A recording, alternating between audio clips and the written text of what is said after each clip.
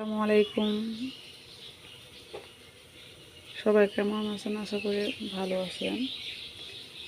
ছেলে আমার সকাল বেলায় বায়না করছে যে নুডলস খাবে, তার জন্য নুডলস রান্না করতেছি। নুডলস আনছি, এখানে সব কিছু রয়েছে। নুডলস ছেলে আমার বায়না করতেছে যে নুডলস খাবে।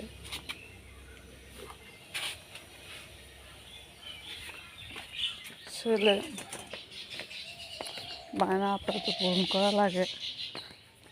গাছ থেকে দেখে কিছু কাঁচামরিচ পাতে পারি কি না চলে আসলাম। দেখেন আমাদের এই সামনে কাঁচামরিচের গাছ লাগানো হয়েছে। এখানে কাঁচামরিচ ধরেছে, এই যে দেখেন, এই যে ছোট একটা গাছের মধ্যে দুটো কাঁচামরিচ ধরেছে। এই যে কাঁচামরিচ, এই দেখেন মরিচের চারা। এই যে এইখান থেকে আমরা ধনে পাতা তুলি। এই যে এখানেও কাঁচামরিচ আছে, এই যে দেখেন কত সুন্দর। এই যে ধনিয়া পাতা, এখান থেকে ধনিয়া পাতা কাঁচামরিচ নিয়ে রান্না করা যায়। এই যে দেখেন কি সুন্দর কাঁচামরিচ, ধনিয়া পাতা, কত সুন্দর।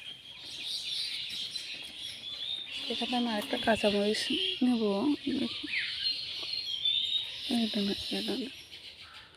কাঁচামরিচ,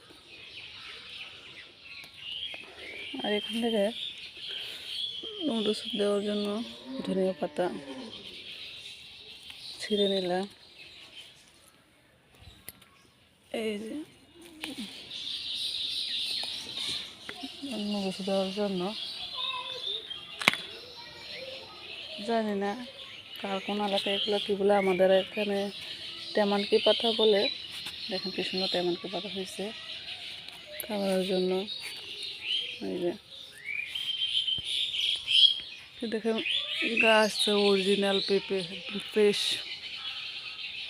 গাছের পেঁপে। এই যে এখানেও তেমানকি পাতা, এই যে দেখছেন কত সুন্দর।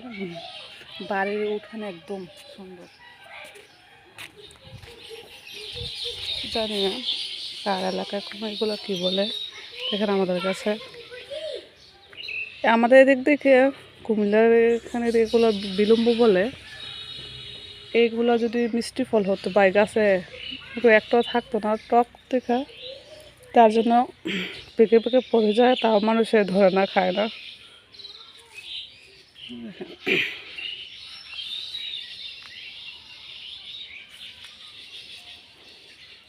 আমাদের কুমিল্লার এদিক দিয়ে এগুলো বিলম্ব বলে।